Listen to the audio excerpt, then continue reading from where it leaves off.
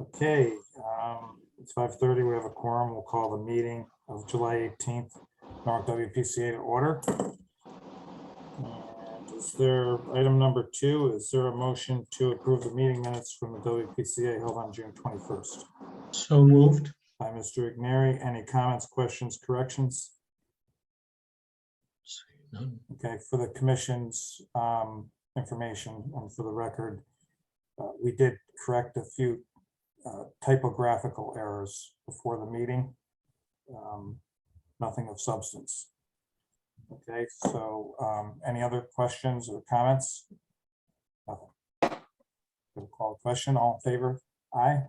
Aye. Mary Klein, Bovee, Manella, Constantine, Smith. That is unanimous. No abstentions, no objections. Thank you. Item number 3 is the motion to authorize the Chief of Operations to issue orders on a contract for Dreamy Hollow and that's Brook area, not to exceed $1,500,000 for Colonial Concrete and Asphalt. So motion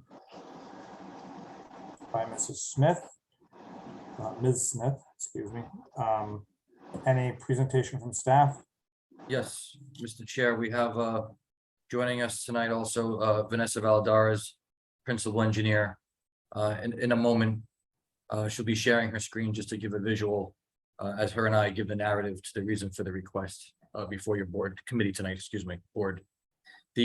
So this project has been seen before by this board. This is the Dreamy Hollow Drainage Improvement Project. It's been a project that's been on the books for decades that fortunately with the combination of engineering and WPCA and the consultant, we've been able to facilitate a solution to mitigate the flooding conditions in the Dreamy Hollow watershed, which is better known as the Friendly Pond area. This is Friendly Road, CZ, Saddle Road, Daphne, Honeysuckle, that general area. This particular change order before your board tonight is for an additional $1.5 million, and the reason being is for two reasons. This is for the construction of approximately 300 feet of additional 8-inch sanitary sewer on the south side of Saddle Road. Vanessa's going to pull up. Vanessa, if you have that plan and could screen share, it will help for the visual. I think that the best sheet to share is sheet 205, C205. But this is for the installation of new sanitary sewer on the south side of the street, and the plan will provide additional context momentarily. That's about 300 linear feet of new 8-inch pipe, 3 manholes, and the required pile supports below the pipe due to the subsurface conditions. I'll just give Vanessa a chance to minimize, but I'll continue speaking. The original design that went out to bid had the north side of Saddle Road sanitary sewer between numbers 7 and 15. That's what we're focused on. It's going to be numbers 7 and 15, sheet, I believe it's 205. Right, so between number 7 and 15 Saddle Road on the north side. Somebody mute their computer if you're not speaking. Mute your computer, please.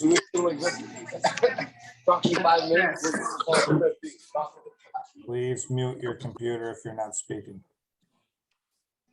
Thank you. All right. Thank you, Mr. Chair. So between addresses 7 and 15, there's two requests. That's the south side of the street, which is the bottom side.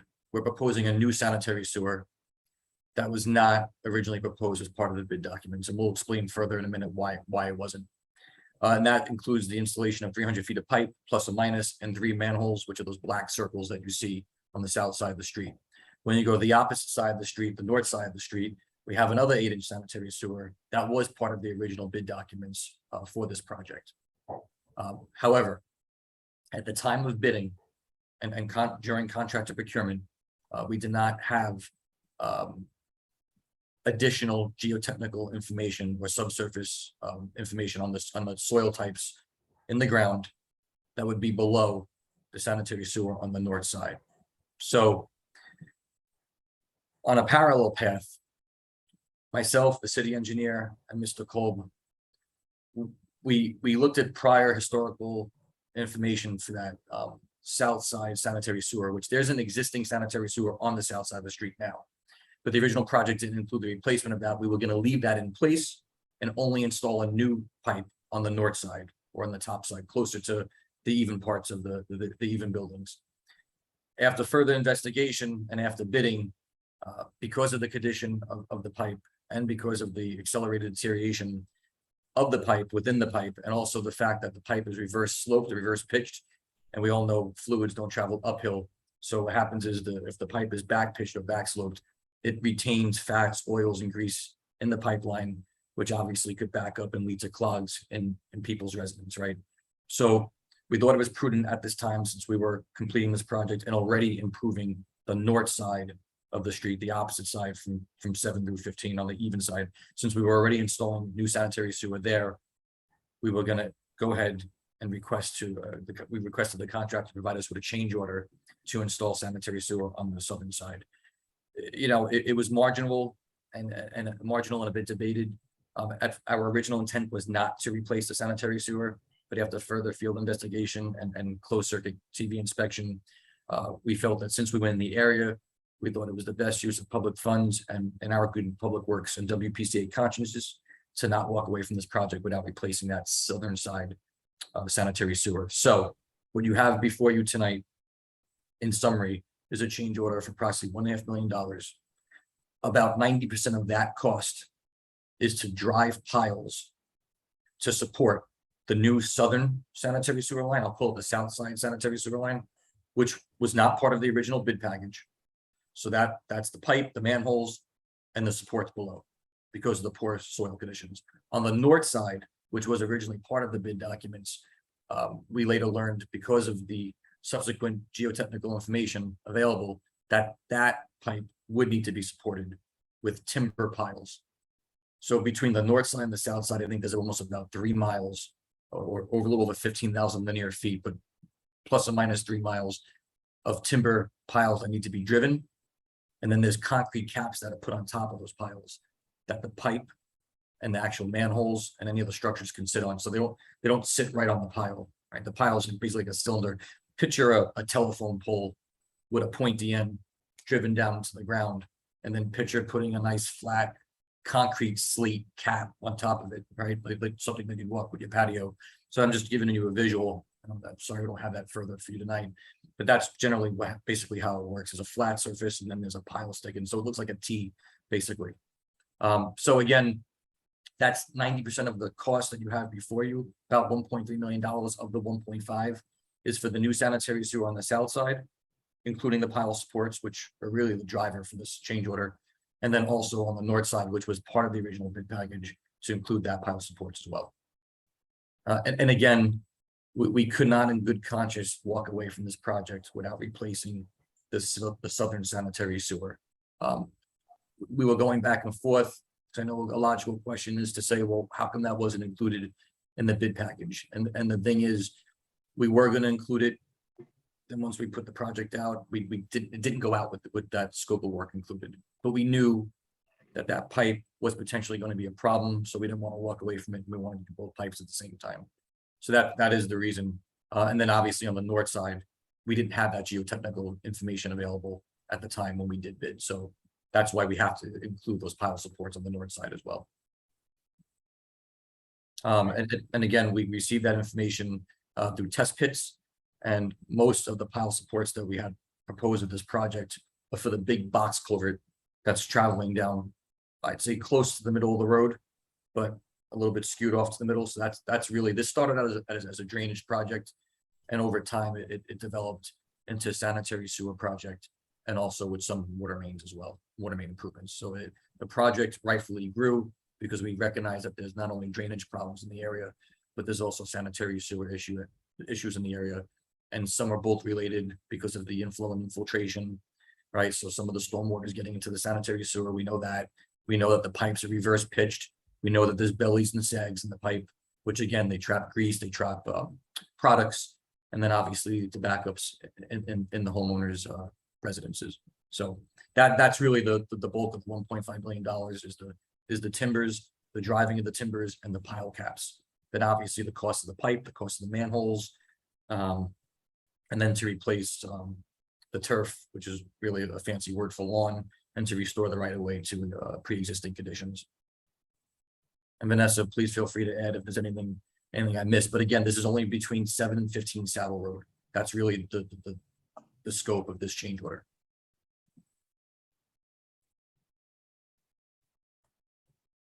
As Mr. Igneri, you're muted. It seems like you have something to say. This project has been before DPW for many years. I was just trying to recall when we first started on this. I was on the council at the time. It's been a long time. I was advised by staff that this problem was brought to DPW's attention beginning in the 80s. When prior director Dominic DeAngie was the department chief or department head. I actually was going to ask a question just to confirm, but you just did, Anthony, to confirm that that was indeed Saddle Road, because I couldn't see it on the map. But I did talk to a lot of homeowners on Saddle Road last summer, and I'm in full support of this. So I just wanted to voice my support for this additional 1.5 million. That street has really had a lot of issues with the flooding and the sanitary sewer. So I think that this is something that we need to move forward with. Thank you. And just to note too, on the south side and north side, residents will be receiving new laterals, right? So that's the pipe from the building to the sanitary sewer main. So in addition to putting, thank you, Vanessa. So in addition to putting the main in, the new south side main, those residences between 7 and 15 are getting new laterals. Great. Anybody else on the board? Any comments, questions? Totally support this as well. Thanks. All right. Anybody else? Any questions, comments? Any comments from our expert consultant? No. Okay. I can't see everybody, so I'll do a roll call. Let's see. Ostafine is a yes. Igneri, Yes. Bovee, Yes. Manella, Yes. Constantine, Yes. Smith, Yes. and Camacho. Yes. That's unanimous. Thank you very much. Thank you. Thank you, Vanessa. Thank you. Thank you, Mr. Pearson.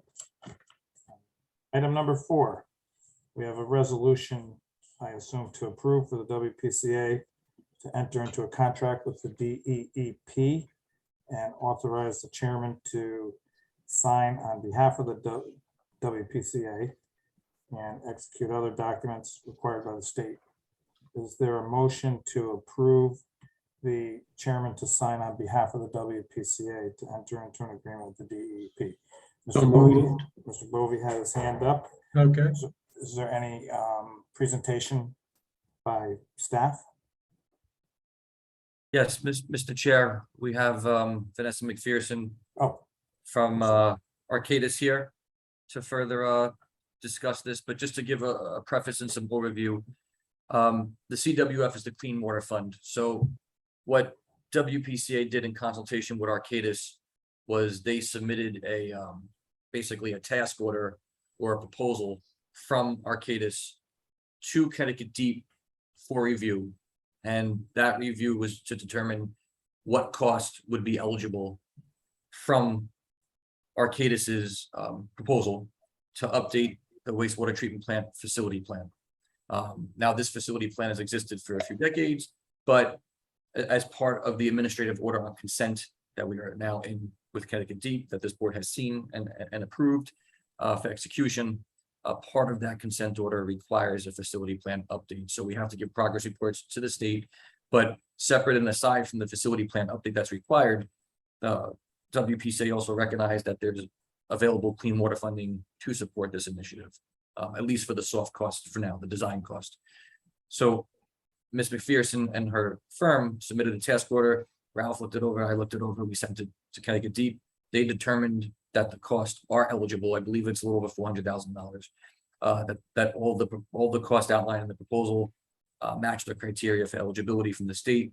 Now, they didn't approve, and Vanessa, you could feel free to please provide additional context. They didn't approve the application yet. That funding is still subject to approval. They're just saying that if and when it is approved, these costs are eligible. That's my understanding. That's correct. Yeah, and the language that's here in the resolution is language that we need to include in the Clean Water Fund application when it's submitted to DEEP. So the actual application package has not been submitted yet, and this resolution and supplemental documents will be part of that application as it's compiled. Right, so we just got the initial preliminary okay from Deep saying the proposal looks good, they're eligible cost, you don't have any money yet, but when you want to submit your full application, you're going to need this resolution tonight, hopefully if it passes, and then obviously any other subsequent documents too. So Mr. Chair, it allows you, the committee to execute documents pertaining to this Clean Water Fund, I'll say future application because it has not been submitted yet. And Vanessa, can you also give a little bit of background? I know that this facility plan update is going to really concentrate on really updating the facility, but to get into a little bit more detail, secondary treatment, which is the aeration tanks and the blowers, and just maybe provide the board with additional context and clarity as to what the secondary treatment is, what exactly the aeration tanks and the blowers do and why they're important and why we're focusing on them really for this facility plan update versus other aspects of the treatment plant that we're not really going to be looking into with as much detail. Yeah, I'd be happy to. So I think the last facility plan that was done for the WPCF was done in 2009. And so we're still within the allowable planning period for that last version of the facility plan that was issued. But there has been an update to the NPDES, so the permit that the treatment plant operates under, and also just goals, development in Norwalk, future flows and loads. So part of Arcadis's scope will be to review that for the next 20 years, right? What the planning period will be for the plant moving forward. And as the chief said, to focus in on 3 areas where we know we'll need to work, one being secondary, that's really the heart and the soul of the plant, the aeration tanks where all of the nutrient removal really happens. Wet weather treatment, which is another really big focus area for us, and final settling tanks. So that's really the scope of the facility plan update, is focused in on those 3 areas of the plant. Okay, does anybody have any questions? Mr. Brown, that wasn't a hand raise? Okay. Anybody at all? We lost Mr. Camacho? No. Oh, there you are. Thanks. No questions, no comments. Okay. Motion on the table to authorize the chairman to sign on behalf of the WPCA. All in favor? Aye. Ignarios, Stefan, Bovee, Manella, Constantine, Smith, and Camacho. That's unanimous. Thank you very much. It is 5:49. Is there a motion to authorize a transfer of balances in the following accounts to set aside for fiscal 21-22 to fiscal 22-23? Is there a motion? So Mr. moved. Mary, is there any presentation from staff? Mr. Chair, the for item 5, this transfer of balances is just to cover expenses for the continuous ongoing work on WPCA's website that's being performed by the Snyder Group and Veolia. We recognize, it's always good to keep the websites updated. It's sometimes it's a struggle depending on workload, and I've seen some municipalities where there's outdated information, there's old contacts, forms are not necessarily where they should be. It's a little bit more cumbersome to navigate through the website, and or at the very least the information is not accurate. But I know that myself and Mr. Cole and the WPCA staff, along with Veolia, do take keeping the website updated seriously, because a lot of people do go on there, and it's important that the information is accurate. And this is just ongoing work with the Snyder Group to give the WPCA website a facelift and to make it more user-friendly and intuitive for the public. Okay, this comes up pretty much annually. We Yes, take money from the previous year and move it forward. This looks really familiar. yes, Mr. Chair. Okay, so we're not spending $2.5 million to update a website, right? I'm sorry? We're not spending $2.5 million to update a website. No. Thanks. Does anybody else have any questions? Comments? No. Okay. All in favor? Aye. Ignore Ostafine, Bovee, Manella, Constantine Smith, and Camacho. That's unanimous also. It is 5:51. I think that concludes our business portion of the meeting. I noticed that Ralph is gone, Mr. Kolb is gone, so I guess Chief Carr is going to be giving the presentation of reports. Is that correct? Yes, actually, Violi is going to take item number 6, Mr. Chair. So, Please proceed. Mr. Marson. Okay, thank you, Chief. Good evening, everybody. Yeah, we're excited about this rain. It would be nice if it didn't all happen in 3 hours, though. So we are, luckily, we're not on storm flow yet. This cloud does seem to be hovering over us and not moving as quickly as we'd like. But Matt, I think we got to about 29.6 MGD at the peak of the rain event earlier today, but so far so good. Everything's running well here. So June was a busy but fairly quiet month. We completed over 2.9 miles of TV inspection.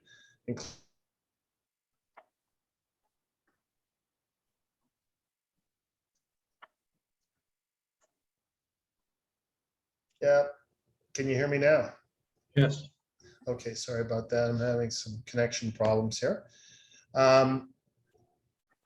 Big event during the month was we had a failure of the Westport pump station force main, which we actually talked about at the last meeting that occurred at the bottom of Strawberry Hill Road. And we were able to work with all the team members to get that repair completed and have that road back open by 5 a.m. the next morning, which was a good coordinated effort. And no problems since that initial repair, no follow-up and no visible issues. The plant was in compliance with all permit limits for the month of June, and our nitrogen was at 519 pounds, which continued to lower our annual average down to 567 pounds.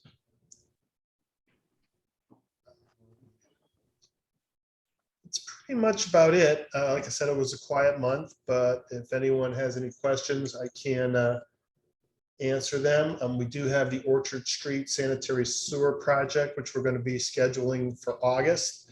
We don't have a final start date on that yet, but we have all the details and final pieces in place for that. And as far as other out of scope items, nothing new to report. That's it. Thank you. Chief, Ms. Smith. Yeah, just a quick question. John, I'm just going to ask you to address this publicly because I was talking to a constituent who had said, oh gosh, they're still working on that sewer problem on Strawberry Hill, like weeks after you had like miraculously finished it so quickly. And I said, no, absolutely not. That was finished. And there are other projects going on Strawberry Hill that have nothing to do with that sewer failure. So if you could just, just take a minute to just talk about how quickly you got that taken care of. Sure. Which you just said, 5 a.m. the next day, so. Yeah. So we got the report, as always, it was at the end of the workday. I think it came in about 3 o'clock, reported by DPW, and we immediately mobilized our teams. We were able to identify that it was a force main leak, which is the pressurized sewer coming out of the pump station, not the gravity sewer. We were able to mobilize contractors and stop the bypass approximately 2 to 2.5 hours into the event, which eliminated the SSO. And then we got our excavation contractor in place. We were able to excavate, find the failure, repair the failure, and restore the pumping service. I think that was probably somewhere before midnight, and then all the final backfill and patching was all done before 5 a.m. The next morning. And like we talked about last month, it was a great coordinated effort between DPW, between the police department, the Veolia team, and our subcontractors. I think it was very minimal interruption to the neighbors, even though there was a graduation at the high school that night. But even that seemed to go pretty well because the police were able to get people in the right direction. And Anthony, maybe you could just, off the top of your head, if you know what projects are still going on Strawberry Hill at other locations. I know that, I'm trying to think, there's one, so John, we have Orchard Street, but this is pertaining just to sanitary sewer, correct? No, no, and I think that that's what the constituent was mistaking, is that there may have been, gas line work or Eversource doing something. Right up from Strawberry Hill on, I forgot if it was King or Linden, right by Narramac, that intersection. I forgot the name of that. It's gas work. It's gas. Yes, that is, Okay. Burns Construction was working. They started on the corner. I remember seeing them at 8:30 in the morning one day. And then all of a sudden, within a few hours, people were wondering what that project was. And yes, it was Burns, it's gas construction. And what they're trying to do is they're feeding. So as part of the Board of Education, they have, I think, 3 or 5 facilities where they're trying to do an oil to gas conversion, meaning that they're removing their underground storage tanks of crude oil, and now they're bringing natural gas into the buildings for more efficiency and resiliency. So Narramac School is one of those locations, but before they can have their service run into the school for the gas service, I should say natural gas, they had to extend the main. They had to do Eversource had to do improvements on the main via Burns Construction to get that natural gas supply to Narramac. So that was part of a gas expansion project specifically to serve Narramac School as part of their oil to gas upgrades. Thank you. You're welcome. The only other work that we did was probably over 1.5 years ago. There was a gravity sewer or lateral failure, actually, probably halfway up the hill. Yep. And then probably 6 months prior to that, there was some valving changes that the city and the engineers did to redirect the discharge of that pump station to a different location. And it actually eliminated a gravity sewer surcharging situation in one of the neighborhoods that previously discharged to. So there has been stuff maybe over the past few years. Maybe that's, getting compressed into your feedback if you're getting to. Right, but there hasn't been any. That was down Catalpa, John, right? Yep. Right. That work was down by Catalpa. But I remember that break was further up the hill, and you're right. That was about 1.5 years ago. And that So there's a gravity main that goes down Strawberry Hill to the Westport Avenue pump station, like John said earlier. And then because of the difference in topography and Strawberry Hill being a hill, it goes down by gravity into the pump station, but it also goes up by pressure or by force main. So that's why there's 2 pipes. There's going down as gravity, going up as the force main. And it's also important too that, and I mentioned this before, John, that, I know you were instrumental in Veolia of really coordinating the contractors, the hauling contractors, the septic contractors, to make sure that the levels in the underground wells or concrete structures in that Westport Avenue pump station never reach the surface, or, as John said earlier, an SSO, a sanitary sewer overflow. It's important that, behind the scenes, while they were working on Strawberry Hill, there was also about 5 or 6 trucks stationed at Westport Avenue pump station, which would basically suck out and pump out the sewage from the underground wet wells, they call them. That's the technical term, but storage tanks. And then as each truck would fill, they would go and discharge back over to the wastewater treatment plant, the operations center on South Smith Street. But, not having the right amount of trucks, we went in with a higher conservative amount, and 6 seemed, I believe it was 6 total, seemed to work. If we had went in there with 2, well, then we would not have been able to keep up with the rate at which the level was increasing in the well versus how fast we could pump it out, right? If you don't have enough trucks to keep rotating, it's eventually going to spill on the ground, but that did not happen. So I just want to commend Veolia and the 6 trucks. I think there was 2 or 3 vendors that actually participated in that. But yeah, the vendors did great. AJ Penner was our emergency contractor who did the excavation. And it was very impressive too. Sometimes with these force main leaks or water main leaks, you don't know where they are. So you start almost poking holes in the pavement. At least that's what you could do for a water main. But just because you see the discharge come up in one part of the pavement doesn't mean that's where the leak is. So we didn't have to dig multiple holes on Strawberry Hill Avenue either. We were able to dig just one bigger hole. And again, that's important because it's where you see it coming out is not always where the problem is. So, and then furthermore, I know the WPCA took a piece, and John, I know you might more of this. They took a coupon or a piece of the pipe to be analyzed. I think it was a 12-inch cast iron force main. Since we have now a break history on that line, there is a chance or an increased potential that it could happen again in the future. So we took a piece of the pipe to measure how thick the walls are and what condition the pipe's in, so we could start forward planning and do preventative maintenance, preventative construction, where maybe we'll line the main, maybe we'll replace a section of main, do an open cut, although that's more disruptive to the traffic and to the neighborhood. So we're thinking now of the near future to avoid these issues, knowing the prior break history.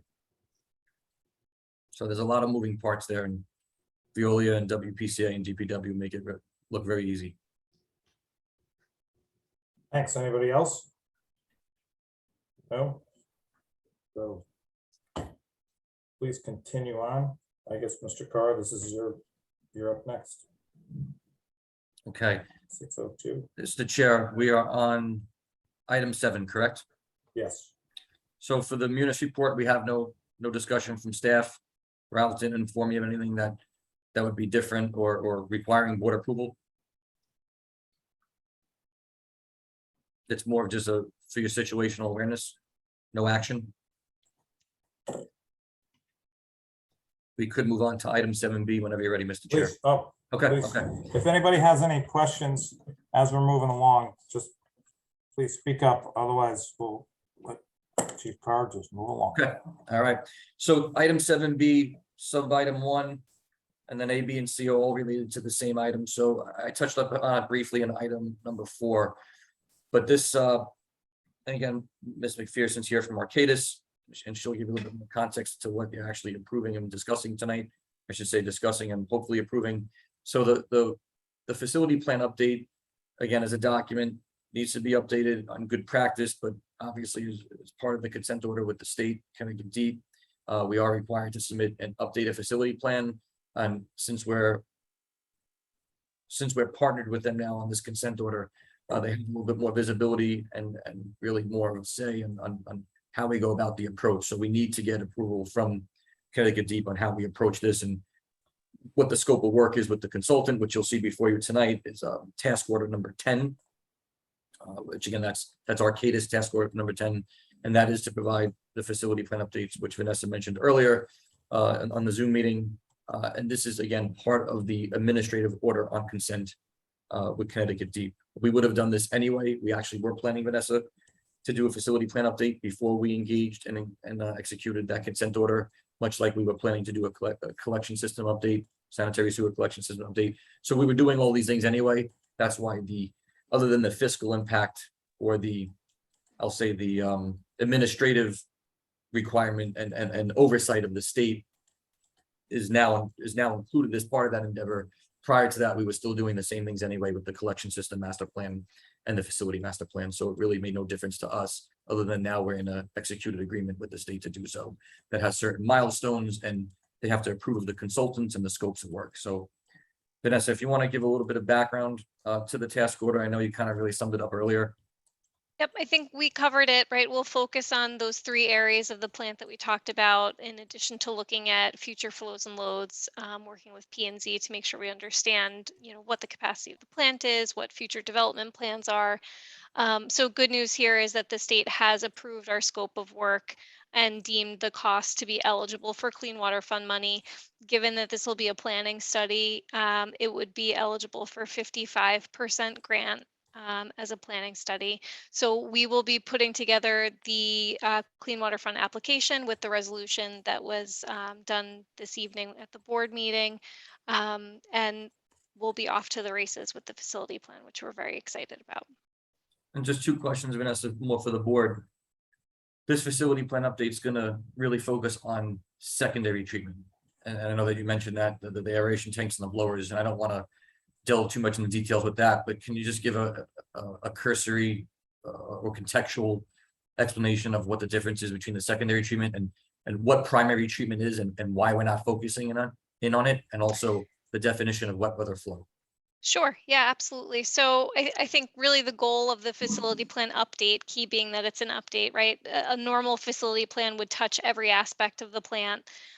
Given that this facility plan that we're operating with on the plant right now is from 2009, everything's been studied really extensively. So our goal is to just focus on areas where we see a need. I think that the blower replacement is going to be critical, both from a process efficiency standpoint and reliability. I see John nodding his head there.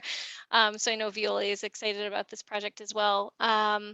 Final settling tanks, just again, making sure we optimize that process to avoid any interruptions or solids excursions, right? That historically the plant has kind of been plagued with.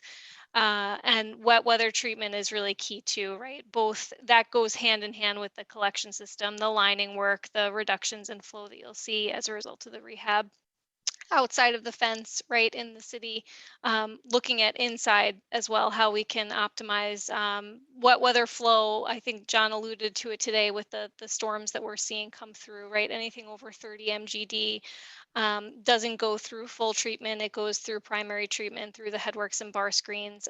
So looking at making sure that wet weather flow that does go out to the river is as clean as possible. So those are the three focus areas of the facility plan update.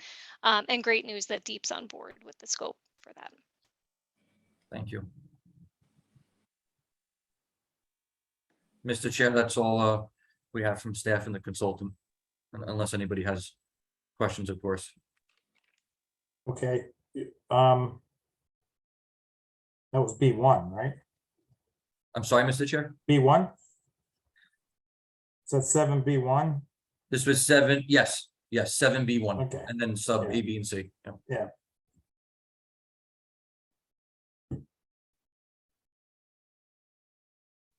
We didn't cover the appeals yet, right? I must be missing something. Okay, so we're in 7B1, and we covered sub A, B, and C, all pertaining to task order number 10. Correct. Yeah. Correct. Okay, Now we're so now waste- we're on number 2. number 2. Correct. The wastewater treatment plant, aeration tanks, electrical infrastructure improvements. I'm sorry. Ralph usually just keeps going. So. All right. Please. I'm proceed. trying to fill the shoes, so I apologize if any breaks. I try to watch Ralph as meticulously as I could, and I'm trying to get there, but we will miss him. But Vanessa will actually elaborate and then provide additional information on this item. Yep, I'd be happy to. So I think Ralph, Mr. Kolb's been updating the board on this project.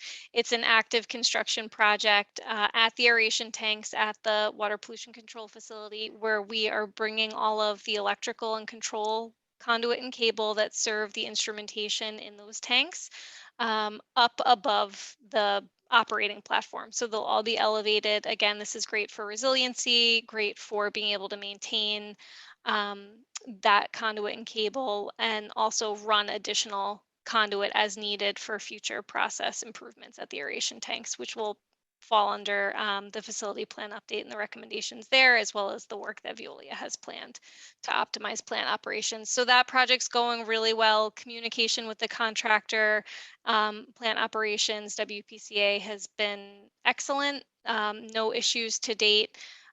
We're on schedule and on budget right now, which is fantastic. So all good news there. Okay, that's 7-2. Anybody have any questions on that? No. Right. How about 7-3? Mr. Chair, item number 3, the consent order before you tonight, and you have copies included, is the 2022 annual progress report that is required to be submitted to DEEP as part of the administrative order on consent. The consent order has several paragraphs So you'll see references to B1, B2, B3, B4.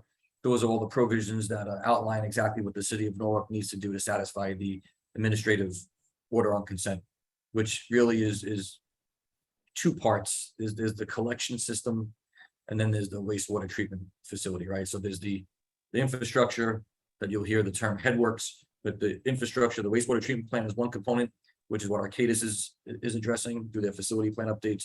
And then the collection system, which is all the pipes and the manholes in the street, is what the board has heard before, but just as a refresher, is the collection system master plan update. So that's everything up to the treatment plant, but not including the treatment plant. And that work is being performed by Brown and Caldwell. They're very familiar with our system. The goal, again, is to provide a comprehensive master plan, which is currently in draft form and under review with our outside legal counsel, Veril Law, and internal for staff. We have comments, and we just need some additional clarification. But I could say that the first draft is off to a very comprehensive, healthy start, and is definitely aligns with the intent of what the order and consent is being achieved with Connecticut Deep. The collection system master plan update, the copy of that update is included, but we have been making good headway. I know that Brown and Caldwell has really mapped almost the entire system.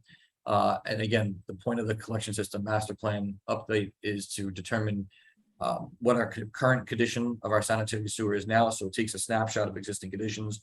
And then what it does is it does future build outs or future scenarios for upstream development, downstream development, different rainstorms, different rain intensities.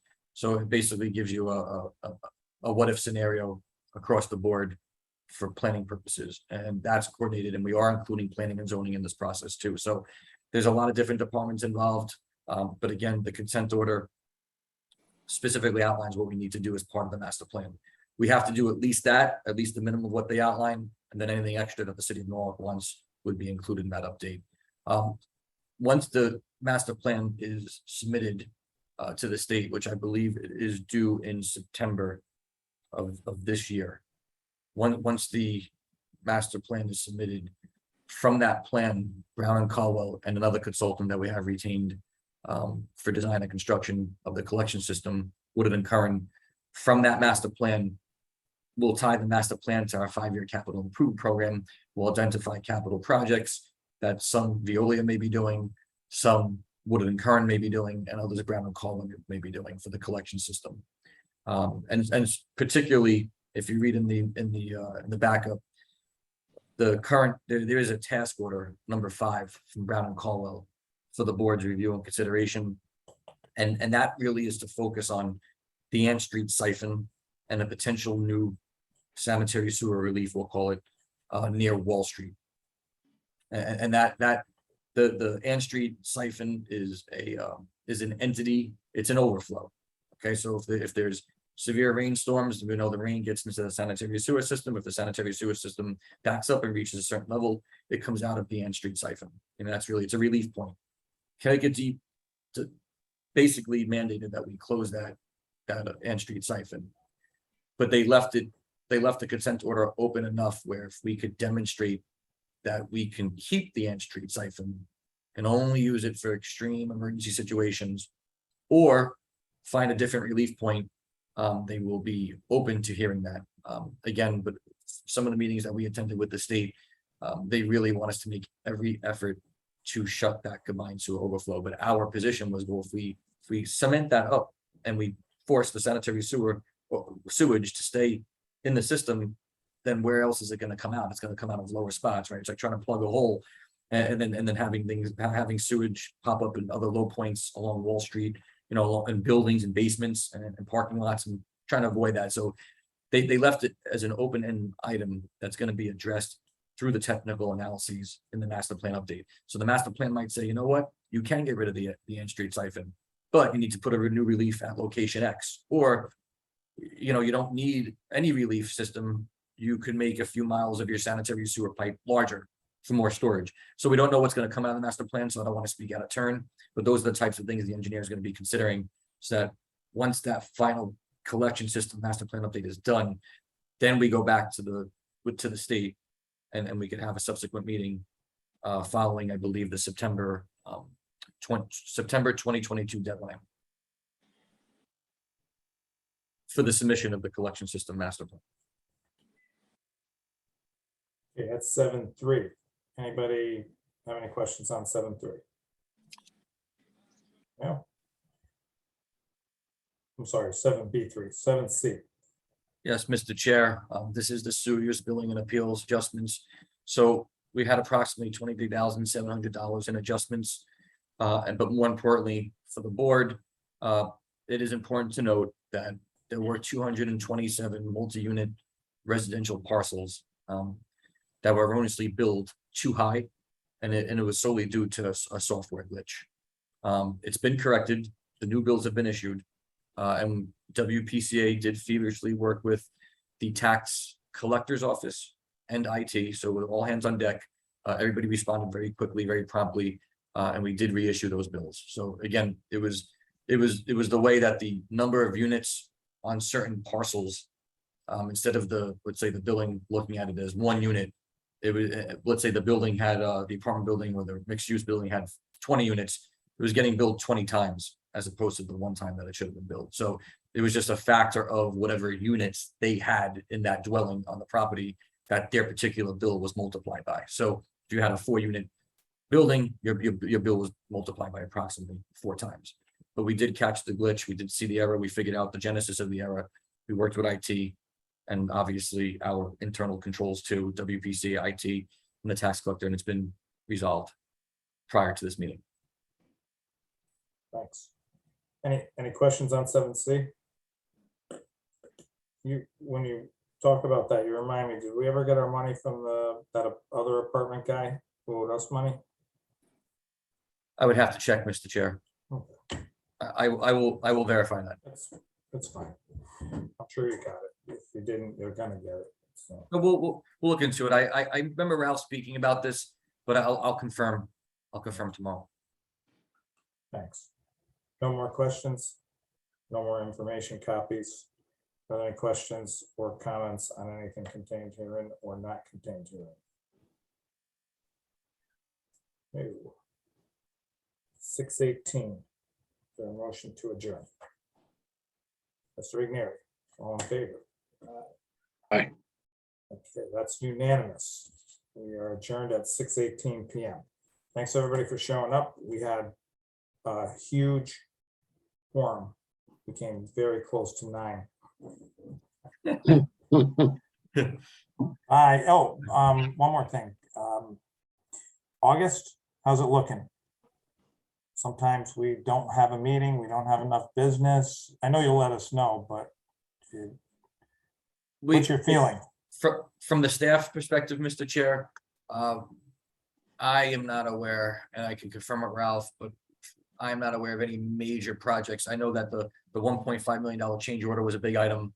August, same thing with Public Works Committee that I know Madam Chairwoman will be deciding if that meeting is going to be held for Public Works, but we don't believe that there'll be any big or significant items on the agenda. So if you and your board wanted to consider skipping the meeting for the month of August, I don't believe it would be detrimental to the department operations. I have no opinion. I just threw it out there. I know you've canceled in the past. It's actually noted on the agenda that it Yeah. is already canceled. I think Ralph put it on the Oh. agenda at the bottom. At the next meeting, September 19th. Oh, it's already been canceled. Excuse All me. right. So it aligns with our staff recommendation. I suppose I should read the agenda all the way to the end. Thanks, Eileen. So, thanks, Danny. Well, the meeting's over. Thanks, everybody. Thank you, Mr. Chair. Thank you, Bye, board. everyone. Thank you, care. Vanessa and John. All right, Take thank care. you.